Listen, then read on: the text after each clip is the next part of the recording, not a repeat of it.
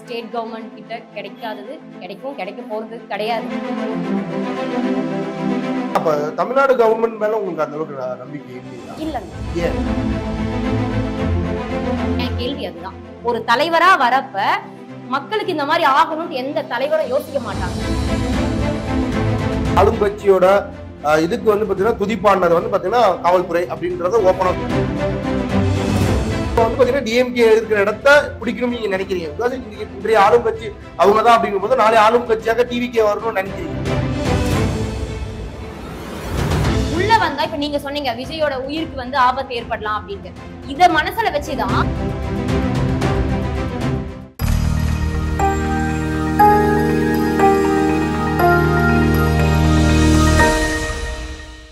Cinemas நேயர்களுக்கு வணக்கம். இன்னைக்கு நம்ம கூட வந்து பாத்தீங்கன்னா நடிகை ஈஸ்வரி அவர்கள் நம்ம கூட இணைஞ்சிருக்காங்க. வணக்கம் மேடம். வணக்கம் சார். எப்படி இருக்கீங்க? நல்லா இருக்கேன். ஸோ ரீசெண்டா உங்களோட இன்டர்வியூஸ்லாம் நான் பார்த்துட்டு வரேன். விஜய் அவர்களுக்கும் டிவிகேக்கும் மிகப்பெரிய ஒரு சப்போர்ட்டடா வந்து பாத்தீங்கன்னா உங்களோட ஸ்பீச்லாம் இருந்துட்டு இருக்கு. இப்ப சுப்ரீம் கோர்ட் வேற ஒரு விஷயம் கொடுத்துருக்காங்க. ரொம்ப ஹாப்பியா இருந்துப்பீங்கன்னு நினைக்கிறேன். ஆமா, கண்டிப்பா ரொம்ப சந்தோஷம். ஃபேவரான ஜட்ஜ்மெண்ட் தான் சொல்வேன் நான். ஸ்டேட் கவர்மெண்ட் கிட்ட கிடைக்காதது கிடைக்கும், கிடைக்க போறது கிடையாது. அது நல்லாவே தெரியும் தலைவருக்கு. அதனாலதான் வந்து சென்ட்ரல் கிட்ட போனாரு. அங்க போனாலாச்சும் ஒரு நியாயமான விஷயம் வரும் அப்படின்றதுனாலதான். ஓகே. சோ அங்க மேஜிஸ்ட்ரேட் கொடுத்த விஷயங்கள்லாம் வந்து பாத்தீங்கன்னா உங்களுக்கு சாட்டிஸ்ஃபைடா இருக்கு? கண்டிப்பா. அங்க கொடுத்த தீர்ப்பு என்னன்னா, ஓய்வு பெற்ற அஜய் ரஸ்தோகி அவருடைய தலைமையின் கீழ் 3 பேர் கொண்ட குழுவின் கீழ் தான் இந்த விசாரணை நடக்க போகுது. ஸோ சிபிஐக்கு மாத்துறதுன்றது எங்களுக்கு ஃபேவரானது தான். எங்களுக்கு எல்லாருக்குமே ஹாப்பி, சந்தோஷம் தான் எங்களுக்கு. அப்ப தமிழ்நாடு கவர்மெண்ட் மேல உங்களுக்கு அந்த அளவுக்கு நம்பிக்கை இல்லையா? இல்லங்க. ஏன்? கிடையாது. அது எப்படி நம்பிக்கை வரும்? ஆளுங்கட்சி இங்க இருக்கிறது, அவங்க கீழே தான் அந்த போலீஸ் டிபார்ட்மெண்ட் எல்லாம் இருக்கும். அப்ப எப்படி எங்களுக்கு ஃபேவரா நடக்கும்ன்றீங்க? என்ன நடந்ததுன்னே எங்களுக்கே ஃபர்ஸ்ட் தெரியல. இவங்க எப்படி ஃபேவரா சொல்லுவாங்க அப்படின்னு நம்பிக்கை எப்படி உங்களுக்கு இருக்கு? நான் உங்களை கேட்கிறேன். இல்ல எனக்கு ஆக்சுவலா இது இல்ல. பிகாஸ் நீங்க தான் வந்து டிவிகேக்கு ஓவரால் சப்போர்ட்டரா பேசிட்டு இருக்கும்போது இங்க உள்ள கோர்ட் மேலயும் இங்க உள்ள நீதிபதி மேலயும் நம்பிக்கை இல்லாம நீங்க வந்து மேல்முறையீடு பண்ணிருக்கீங்க அப்படிங்கும் போது அப்ப அந்த அளவுக்கு நம்பிக்கை இல்லாம போனதுக்கான காரணம் என்னவா இருக்கும் தான் நான் கேட்கிறேன். ஏன்னா அன்னைக்கே பாத்தீங்கன்னா அங்க இருக்கக்கூடிய போலீஸ் எல்லாம் வந்துதான் பாதுகாப்பு கொடுத்துருக்கணும் இல்லைங்களா? அப்படி முறையா பாதுகாப்பு கொடுத்திருந்தா இது நடந்திருக்காது இல்ல, தவிர்த்திருக்கலாம்ல. அங்க இருக்கிற போலீஸ் தான், அங்க இருக்கிற அதிகாரிகள் தான் பெர்மிஷன் கொடுத்திருக்காங்க. ஓகேங்களா? இந்த டைம்ல அந்த இடத்துல அவங்களுக்கு எல்லாருமே தெரிஞ்சுதானே கொடுத்திருக்காங்க. இங்க நீங்க நடத்துங்க, இந்த டைம்ல வந்து தலைவர் வருவாருன்ட்டு. அப்ப அங்க அசம்பாவிதம் எல்லாமே நடந்தா பாதுகாப்பு கொடுக்க வேண்டியது போலீஸோட கடமை. அதை ஏன் தவறுனாங்க? என் கேள்வி அதுதான். ஒரு தலைவரா வரப்ப மக்களுக்கு இந்த மாதிரி ஆகணும்னு எந்த தலைவரும் யோசிக்க மாட்டாங்க. கூட்ட நெரிசல் ஆகணும், அடிச்சுக்கணும், இல்லைன்னா இந்த மாதிரி அசம்பாவிதம் ஆகணும்ட்டு யாருமே யோசிக்க மாட்டாங்க, யாரும் நினைக்க மாட்டாங்க. அந்த பட்சத்துல நடக்குதுன்றப்ப யாரோட பொறுப்பு அது? சரி, தலைவர்னே வச்சுப்போம். அதுக்கும் மேல ஒண்ணு இருக்குல்ல, பாதுகாப்புன்னு ஒண்ணு இருக்கு இல்லைங்களா? பாதுகாப்பு என்ன வழங்கினாங்க? அதுக்கு என்ன ஃபர்ஸ்ட் எய்ட்னு ஒண்ணு இருக்கு இல்லைங்களா? முதல் உதவின்னு இருக்கு இல்லைங்களா? என்ன பண்ணாங்க? அவங்கதான் பெர்மிஷன் கொடுத்தது இந்த இடம் எல்லாமே. இந்த டிஎம்கே இந்த ஆளுங்கட்சியோட இதுக்கு வந்து பாத்தீங்கன்னா துதிப்பானது வந்து பாத்தீங்கன்னா காவல்துறை அப்படின்றத ஓபனா சொல்றாங்க. கண்டிப்பா அவங்க அது சொல்ல போய் தானே இவங்க இது பண்ணுவாங்க. அங்க பாதுகாப்பு எப்படி நேரடியாக ஒரு கட்சி வந்து நம்ம ஒரு இடத்துல ஒரு தவறு நடக்குது அப்படின்னா ஒரு காவல்துறை நம்ம குற்றம் வைக்கிறோம்னா ஓகே, அங்க காவல்துறை ஒரு முறையான இதுல பாதுகாப்பு அளிக்கல அப்படிங்கும் போது நீங்க உங்க தரப்புல இருந்து ஒரு குற்றச்சாட்டு வைக்கிறீங்க. ஓகே, ஆனா அதுக்காக வந்து டிஎம்கே அவங்க சைட்லயும் ஒரு குற்றச்சாட்டு வைக்கிறீங்களா? இவங்களாலதான் இது இப்படி நடக்கப்பட்டது அப்படின்றீங்க. அது எந்த வகையில நியாயம்? ஆரம்பத்துல இருந்தே அப்படிதானே சார் போயிட்டு இருந்தது.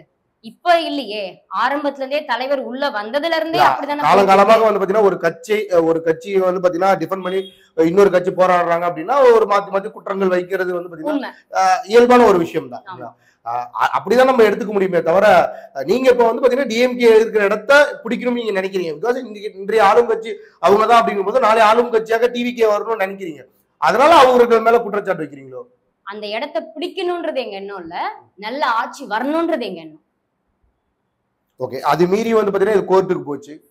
கோர்ட்ல நீதியரசர் இந்த மாதிரி கேள்விகள் வந்து பாத்தீங்கன்னா விஜய் தரப்பு சைட்ல வச்சிருந்தாங்க. இதை எப்படி பாக்குறீங்க? பிகாஸ் இங்க ஹைகோர்ட்ல வந்து பாத்தீங்கன்னா விஜய் டிவிகே சார்ந்த கேள்விகள் வந்து பாத்தீங்கன்னா நிறைய வந்து நீதிபதி அவர்கள் கேட்டிருந்தாங்க. அந்த கேள்விகளுக்கு உங்களோட பதில் என்ன? அவங்களால கேள்வி மட்டும்தான் சார் கேட்க முடியும். ஏன்னா அவங்க டிஃபென்ஸ் டிவிகேவை வந்து டிஃபென்ஸ் பண்றதுதான் அவங்களோட குறிக்கோளே தவிர இந்த முடிவை வந்து ஒரு சொல்யூஷன் எடுத்துட்டு வரணும்ன்றது கிடையாது. இத வந்து இங்க இருக்கிற ஸ்டேட் கவர்மெண்ட் கிட்ட கொடுத்தா இதுக்கு ஒரு தீர்வு கிடைக்காது. அப்ப வந்து இங்க இருக்கிற ஹைகோர்ட் மேல மேஜிஸ்ட்ரேட் மேல உங்களுக்கு நம்பிக்கை இல்லையா? நம்பிக்கை இல்ல சார். ஏன்? இங்க இருக்கிற மேஜிஸ்ட்ரேட் பாத்தீங்கன்னா தலைவரை குற்றவாளியாவே நினைச்சு கேள்வி கேட்டதுனாலதான் சுப்ரீம் கோர்ட் போனது. அங்க போனாலாவது நியாயம் கிடைக்கும் அப்படின்னுட்டு. ஆக்சுவலா நீங்க சுப்ரீம் கோர்ட் போனது வந்து பாத்தீங்கன்னா யார் மூலியமா போனீங்க? ஆக்சுவலா இப்ப ஆதவ அர்ஜுனா அதுக்கான ஸ்டாண்ட் எடுத்தாரு. யார் மூலியமா எடுத்தாரு? பிஜேபி பின்புலம் வச்சுட்டு தானே இந்த ஒரு ஸ்டாண்ட் எடுக்கிறீங்க நீங்க. அது எப்படி நீங்க கரெக்ட், அது எப்படி சொல்றீங்க நீங்க? அண்ணாமலையில இருந்து எல்லாருமே பிஜேபி சார்ந்த எல்லாருமே வந்து பாத்தீங்கன்னா திரு விஜய் அவர்களுக்கும் டிவிகே மிகப்பெரிய சப்போர்ட் கொடுக்குறாங்க. கருத்தா அது சப்போர்ட்னு சொல்லிட்டு அது கூட்டணி நீங்க அப்படி யோசிச்சுக்கிட்டீங்கன்னா எதுவும் பண்ண முடியாது. அந்த சைட்ல இருந்து உண்மை சொன்னா மட்டும்தான் தெரியும் நமக்கு. நம்மளா ஒண்ணு யூகிச்சு அது கூட்டணியா இருக்குமோ அப்படின்ட்டு சொல்ல முடியாது இல்ல நம்மளால. எடப்பாடியில இருந்து எல்லாருமே வந்து பாத்தீங்கன்னா அது அவங்க கருத்துங்க, அது அவங்க கருத்து சொல்றாங்க. நீங்க அதை வச்சு எப்படி கூட்டணின்னு சொல்லலாம்? இல்ல உங்க கட்சி சார்ந்தவங்களே பலரும் வந்து பாத்தீங்கன்னா எடப்பாடி கூட்டணி, எடப்பாடி வந்து பாத்தீங்கன்னா மக்களை சந்திக்க போற இடத்துல எல்லாருமே கொடியும் கையுமா நிக்கிறாங்களே. சோ அப்ப அதை என்ன சொல்றீங்க? அப்ப உங்க கட்சி சார்ந்தவர்களும் வந்து கூட்டணி வைக்கணும்னு விருப்பப்படுறாங்களா? அது இப்போதைக்கு எங்களால எதுவும் சொல்ல முடியாது. தலைவர் இது பண்ணாம நாங்க எதுவும் சொல்ல முடியாது. உங்களுக்கு விருப்பங்கள் இருக்கு? இப்போதைக்கு அதுவுமே எங்களால எதுவும் சொல்ல முடியாது. Open talk. உங்களுக்கு விருப்பம் இருக்கா இல்லையா? இப்ப விஜய் அவர்கள் மற்ற கட்சிகளோட ஐ மீன் டிஎம்கே ஏடிஎம்கே கூடயோ இல்ல வந்து பிஜேபி கூட கூட்டணி வைக்கலாம் அப்படின்ற ஒரு ஈடுபாடு இருக்கா? ஒரு தொண்டரா நான் கேட்கிறேன். நீங்க தொண்டரா இருக்கீங்க, உங்களுக்கு விருப்பம் இருக்கா அப்படின்றத நான் கேட்கிறேன். தொண்டர்களுக்கு இந்த மாதிரி விருப்பங்கள் இருக்கா? அது இப்ப சொல்ல முடியாது இல்லைங்களா? இன்னும் கொஞ்சம் அப்ப விருப்பம் இருக்கு. அவருக்கு விருப்பம்னா எங்களுக்கும் விருப்பம் தான். நான் அவருக்கு விருப்பம் இல்லைன்றதான் அவர் பதிவிட்டு வராரு. நான் கேட்கிறதுன்னா உங்க மாதிரி தொண்டர்கள் தான் வந்து எடப்பாடியோட அந்த ஒரு மக்கள் சந்திப்பு கூட்டத்துல வந்து பாத்தீங்கன்னா கொடியும் கம்பமா நிக்கிறாங்கன்றேன். அப்போ உங்களை மாதிரி தொண்டர்களுக்கு அந்த விருப்பம் இருக்கான்னு இல்ல, நீங்க சொல்லிதான் எனக்கே தெரியுது ஆக்சுவலா இந்த மாதிரி ஒரு விஷயம் போயிட்டு இருக்கு அப்படின்ட்டு. கூட்டணின்றது இப்போதைக்கு இல்ல, அவ்வளவுதான். ஆனா சப்போர்ட் மட்டும் எதிர்பார்க்கறீங்க மத்த கட்சியில? நாங்க எதிர்பார்க்கலங்க, தானா வருதுங்க சப்போர்ட் எங்களுக்கு.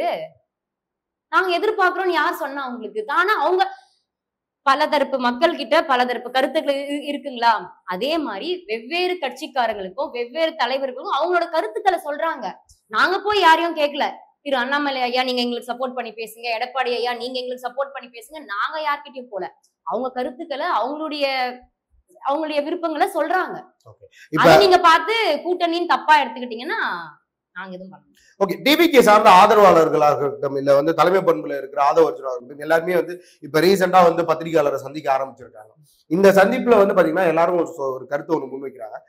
தலைவர் அவர்கள் திருப்பும் கரூருக்கு வந்து சந்திக்க தான் இருந்தாங்க மக்களை. அங்க நடந்த அசம்பாவிதத்துல நின்று என்ன அதுன்னு விசாரிக்கிறதுக்கு தான் ரெடியா இருந்தோம். ஆனா போலீஸ் அவர்கள் தான் வந்து பாத்தீங்கன்னா வரவிடல. ரீசன் வந்து பாத்தீங்கன்னா அவர் வந்தாருன்னா இன்கேஸ் அவர் உயிருக்கு ஏதாச்சும் ஆபத்து ஏற்படும் அப்படின்னு சொன்னாங்க. ரைட், ஓகே, நான் அதை அக்செப்ட் பண்றேன். ஒரு தலைவரை நீங்க ப்ரொடெக்ட் பண்ண வேண்டிய இடத்துல இருக்கீங்க. ஏன் ஆதவ அர்ஜுனன் இல்ல புஷியானந்த், பொதுச் செயலாளர் புஷியானந்த் இல்ல ஆதவ அர்ஜுனன், இந்த கட்சியில மேல்மட்டத்துல இருக்கிற தலைவர்கள் யாரும் அந்த இடத்துக்கு வரல?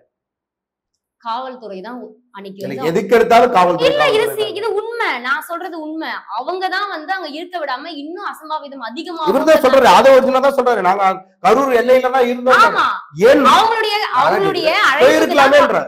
அழைப்புக்காக வெயிட் பண்ணிருந்தாங்க சார். யாரோட அழைப்புக்காக? காவல்துறையோட அழைப்புக்காக வெயிட் பண்ணிட்டு இருந்தாங்க. அப்ப மக்களோட கதறலுக்கு யாரும் வெயிட் பண்ணல. ஐயோ, நீங்க புரிஞ்சுக்கலன்னு நினைக்கிறேன். அவங்க வர்றதுக்கு எல்லாமே தயாரு, ஓகேங்களா? உள்ள வந்தா இப்ப நீங்க சொன்னீங்க விஜயோட உயிருக்கு வந்து ஆபத்து ஏற்படலாம் அப்படின்ட்டு. இத மனசுல வச்சுதான் விஜய் ஓகே விஜய் அவர்கள் வந்துட்டாருங்க, சென்னைக்கு வந்துட்டாரு. ஓகே, இந்த மாதிரி பிரச்சனை இருக்கு. நான் என்ன சொல்றேன், அடுத்த மேல்மட்ட தலைவர்கள் இருக்கீங்க இல்லையா? அதுதான் ரெடியா இருந்தாங்கன்னு சொல்றேன். நான் தான் அதுக்குதான் ரெடியா இருந்தாங்க. காவல்துறை பர்மிஷன் கொடுத்தாதான் நீங்க. அங்க ஏற்கனவே ஒரு மேஷ் இருக்கு இல்லீங்களா? எங்க இன்னும் அதிகமாகும்ன்றதுனாலதான் அவங்கள எல்லாம் வந்து அந்த எல்லையில வெயிட் பண்ணிட்டு இருந்தாங்க. இவங்களோட அழைப்புக்கு வந்தா போகலாம் அப்படின்னு சொல்லிட்டு. மத்தபடி வேற எந்த தப்பிச்சு போனமோ இல்ல அங்கிருந்து எஸ்கேப் ஆகணுமோ எந்த ஒரு அந்த மாதிரி ஒரு தாட்டே கிடையாது அவங்களுக்கு. அப்ப புஷியானது எங்கேயும் தப்பிச்சு போல. நேத்து தாங்க போய் விஜயே முதல் முறையாக அந்த பிரச்சனைக்கு அப்புறம் காரணம் இருக்குங்க. இத்தனை அமைதியா இருக்காங்க இல்ல நேத்து தான் பாத்துருக்காங்கன்னா அதுக்கு ஒரு காரணம் இருக்கும். புஷியானந்துக்கு ஒரு கட்சியோட பொது செயலாளராக இருக்கிறதுக்கான தகுதி இருக்கிறதா நீங்க நம்புறீங்களா? இருக்குங்க. எப்படின்னு கேக்குவீங்க கரெக்டா? இப்போதைக்கு எதுவுமே இந்த பிரச்சனைக்கே வந்து ஆதவ அர்ஜுனா தான் இந்த இந்த ப்ராப்ளத்துல இருந்து உங்களை வெளியில கொண்டு வந்திருக்குது, ஒரு ஸ்டாண்ட் எடுத்திருக்கிறது அது அர்ஜுனா. அண்ணாதான் எங்களுக்கு ஆனா தெரியும். ஒரு பொது இல்ல, செயலாளர் இல்ல. எங்க ஆனா போறாரு அர்ஜுன் என்ன அண்ணாவை பண்றாருன்னு தெரியும். அர்ஜுன் அண்ணாவே எதுவும் சொல்ல. அவரு டெல்லி வரைக்கும் போய் எல்லா விஷயமும் பண்ணது அவருதான், இல்லன்னு சொல்ல. இங்க ஒரு அவரு ஆனந்த் சார் சைலண்டா இருக்காங்க அப்படின்றதுக்கு ஒரு ரீசன் இருக்கும். அது இப்ப தலைவரும் சரி அவரும் சரி சொல்ல முடியாத சூழ்நிலையும் இருக்கலாம். பிற்காலத்திலயும் வெளியே வரலாம். என்ன ரீசன்னால அமைதியா இருக்கு, ஏன் இப்படி போகுது வருது, ஏன் நேத்துதான் போய் சந்திச்சாங்கன்றதுக்கு அதுக்கு ஒரு காரணம் இருக்கலாம். அதுக்கு ஒன்றும் பெரிய காரணம் இல்லை. இப்ப கரூர் மக்களை சந்திக்க போறீங்க, சோ அதுக்கான முன்னேற்பாடுகள் என்ன பார்க்க போறீங்க அதானே இருக்கும் சார். நீங்க அதானேன்றீங்க. ஆனா அங்க அது எவ்வளவு பெரிய ஸ்ட்ரெஸ்ஸா இருக்கும், இல்ல எவ்வளவு யோசனை இருக்கும், எவ்வளவு முன்வேலைகள்லாம் செஞ்சுட்டு இருப்பாங்கன்றது நமக்கு தெரியாது இல்ல. நீங்க அசால்ட்டா இங்க உட்காந்து சொல்லிடுவீங்க அதானே, உங்களுக்கு அதானே இதுதானே, ஏன்னா பேசுறது பேசிக்கிட்டே தான் இருப்பீங்க. தலைவர் இவ்வளவு நாள் கழிச்சு போய் மக்களை சந்திக்கிறது எந்த அளவுக்கு ஒரு தலைவனுக்கான ஒரு தகுதியாக நீங்க பாக்குறீங்க? ஏன்னா ஒரு ஒரு தலைவன் சார்ந்த மக்களுக்கு ஒரு பாதிப்பு ஏற்பட்டிருக்குங்கும் போது அதற்கு ஒரு கிட்டத்தட்ட ஒரு 10 நாட்கள் 15 நாட்கள் ஒரு கேப் எடுத்து போய் சந்திக்கிறதுன்றது ஒரு ஈஸியா எடுத்துக்கக்கூடிய விஷயமா பாக்குறீங்களா? மக்கள் என்ன நினைப்பாங்க? மக்கள் எப்படி ஒரு தலைவனை இப்படியாப்பட்ட ஒரு தலைவனை ஏத்துப்பாங்களா? எப்படி மக்கள் ஏத்துக்க மாட்டாங்கன்னு நினைக்கிறீங்க? மக்களோட புரிதல் இன்னும் அதிகமாவே ஆயிருக்கு. சுப்ரீம் கோர்ட் சொன்ன விஷயம் புரிஞ்சிருக்கு. இப்ப அவங்களுக்கு எது உண்மை எது பொய்ன்றது தெரிவுக்கு வந்துட்டாங்க. அவங்க உங்களை மாதிரி ஊடகம் தான் மைக் எடுத்துட்டு போய் மக்கள் கிட்ட எல்லாம் நீட்டி நீட்டி கேள்விகள் கேட்டாங்க. யாருமே பாத்தீங்கன்னா தலைவர் பத்தியோ இல்ல டிவிகே பத்தியோ எந்த குறையுமே சொல்லல. அந்த கூட்டத்துக்குள்ள தீய சக்தி இருந்திருக்குன்னு தான் சொன்னாங்க. ஏன்னா அவங்களுக்கு தெரிஞ்சிருக்கு எங்க இருந்து கல்லெரிக்கப்பட்டது, இல்ல எங்க இருந்து செருப்பை இது பண்ணது, அவங்களோட சட்டையை யார் கிழிச்சு விட்டது, எல்லாமே மக்களுக்கு தெரிஞ்சிருக்கு. யாருமே பாத்தீங்கன்னா தலைவரையோ இல்ல டிவிகே கட்சியோ பத்தியோ எந்த ஒரு தப்பான விஷயமும் சொல்ல கிடையாதுங்க. கண்டிப்பா மக்கள் சைட்ல இருந்து சொல்றேன், 2026ல டிவிகே கண்டிப்பா வரும். அதுவும் கரூர்ல பாத்தீங்கன்னா ஸ்பெசிபிக்கா கண்டிப்பா நாங்க தான் ஜெயிப்போம். அந்த நம்பிக்கை எனக்கு இருக்கு.